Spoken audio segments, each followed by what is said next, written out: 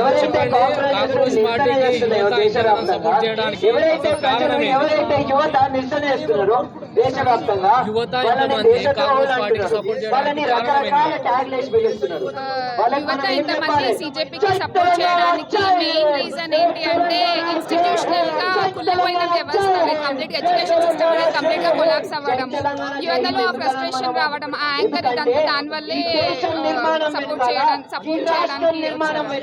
So చాలా వరకు దేశంలో రెచ్చగొట్టడం, అలాగే అనేక విధాలుగా దాడులు చేయడానికి ఈ కాంగ్రెస్ పార్టీ అని చెప్పి చాలా వరకు కామెంట్లు వస్తున్నాయి కదా, దీనికి ఏ విధంగా చూస్తారు? కాంగ్రెస్ జనతా పార్టీ అనేది ఇది ఒక సెటరికల్ పొలిటికల్ మూవ్మెంట్ గా స్టార్ట్ అయింది. కాకపోతే ఏంటి అంటే యువత ఎందుకు ఇంత రెస్పాండ్ అవుతున్నారు ఈ పార్టీకి అని అంటే ఒకటే కారణం అంటే ఎడ్యుకేషన్ సిస్టమ్ లోనే చాలా పేపర్ లీక్స్ జరగడం, ప్రతి ఒక్కటి జరగడం వల్ల యువత ఇబ్బంది పడుతున్నారు. యువతనే కాకుండా వాళ్ళ ప్రతి ఒక్క యువత ఎవరైతే ఎగ్జామ్ కి సంవత్సరాలు ఇస్తున్నారు, ఫర్ సపోజ్ ఎస్ఎస్సి సిజిఎల్ కి ఒక సంవత్సరాలు 2 సంవత్సరాలు కూర్చొని ఉద్యోగం చేస్తూ చదువుతున్న వాళ్ళు ఉంటారు. నీట్ కి మాత్రం చాలా మంది పిల్లలు నేషనల్ వైడ్ గా కష్టపడి లక్షల్లో ఇంతమంది వచ్చి ఎగ్జామ్స్ రాస్తున్నారు అంటే అలాంటి పేపర్ లీక్స్ జరగడం అనేది అది ఎంత దౌర్భాగ్యం అంటే ఐదుగురు పిల్లలు సూసైడ్ చేస్తున్నారు. సో దీని రెస్పాన్సిబిలిటీ ఎవరు తీసుకుంటారు? పిల్లల తరపు నుంచి అకౌంటబిలిటీ అనేది మన ఎడ్యుకేషన్ మినిస్టర్ తీసుకొని రిజైన్ చేయాలి. అంటే ఇది ఇక్కడి వరకే ఉండకుండా ఎడ్యుకేషన్ సిస్టమ్ అనేది రిఫార్మ్ అవ్వాలి అని యువత కోరుకుంటున్నారు. ఇంకోటిది చాలా వరకు విద్యార్థులు చదువుకొని చాలా వరకు జాబులు రాక చనిపోతున్నారు. అలాగే చాలా మంది యువత కూడా లీకేజ్ వల్ల కూడా చాలా మంది చనిపోతున్నారు. ఇంకా ఉద్యోగాలు రావట్లేదు, ఇటు రాష్ట్ర గవర్నమెంట్ ఇట్లాంటి సపోర్ట్ కూడా లేదు. సో ఏ విధంగా చూస్తారు మేడం? అసలు ఏ విధంగా చూస్తారు దీన్ని? ఎట్లా చూస్తారు? అంటే దేశంలో విద్యా వ్యవస్థనే మారాలా, లేకపోతే రాజకీయ వ్యవస్థ కూడా మారాల్సి వస్తుందా?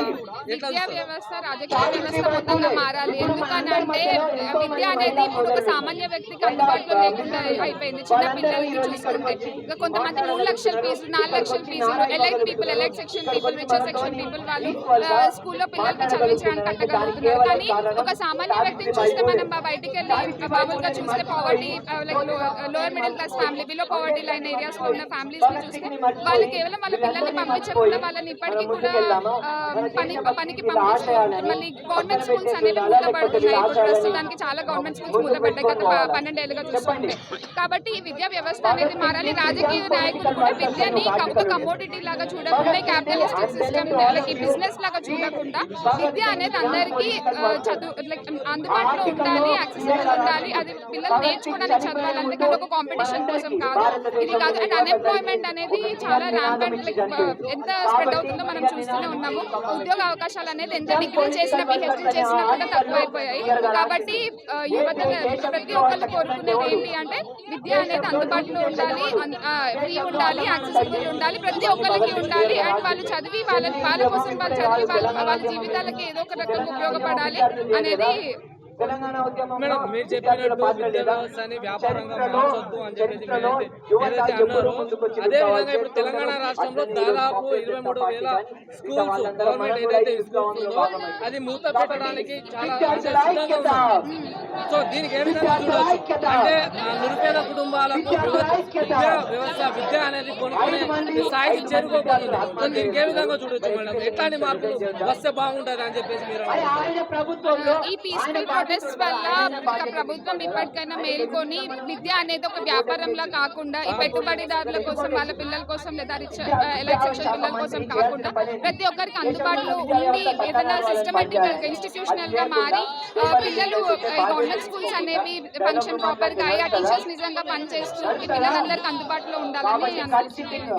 సో ఇది కాంగ్రెస్ పార్టీ అంటే సమస్యల మీద పోరాటమే కాకుండా అసెంబ్లీలో పోటీ చేసి పొలిటికల్ పార్టీగా కూడా వస్తే కూడా ఎట్లా ఉండబోతుంది మేడం? వస్తే ఎట్లా ఉంటుంది?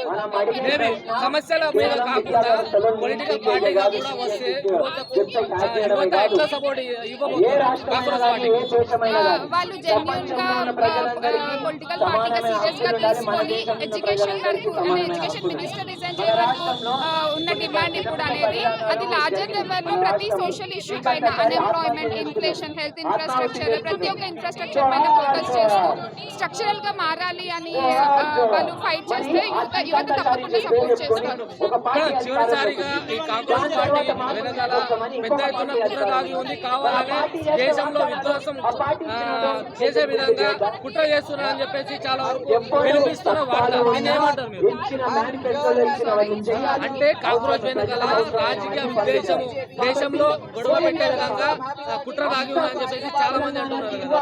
ఇది ఎలాంటి కుట్రలు కాదు, ఇది కేవలం యువత ఫ్రస్ట్రేషన్, యాంగర్. ఎందుకనంటే అన్ఎంప్లాయ్మెంట్ తో 60% మంది యువత అన్ఎంప్లాయ్మెంట్ తో బాధపడుతున్నారు మన దేశంలోనే. కాబట్టి ప్రతి స్టేట్ లో చూసుకుంటే అట్లాంటి యువత ఎంతో మంది ఉన్నారు.